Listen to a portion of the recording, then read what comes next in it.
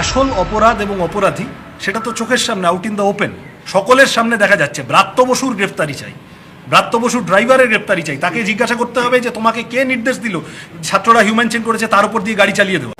রবিবার জেলায় জেলায় বিক্ষোভ প্রতিবাদে সিপিএম।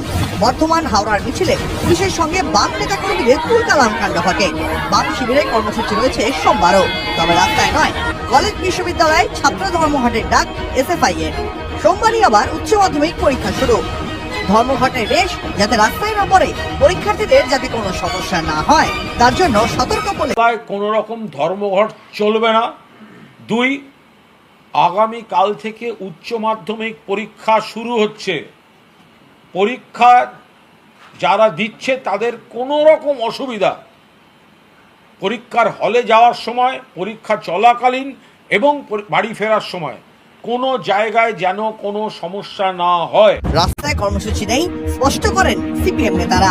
বিশ্ববিদ্যালয়গুলোতে ছাত্র ধর্মঘট সাধারণ ধর্মঘটের তো বিষয় না, এবং উচ্চ মাধ্যমিক বলেই এখনো পর্যন্ত রাস্তাঘাট সর্বত্র এই যে সব বলছে না সহনশীল টহনশীল বলছে, এই ছাত্ররা যদি সব মিলিয়ে সহনশীল না হয় তাহলে অনেকের কপালে অনেক দুর্ভোগ থাকবে।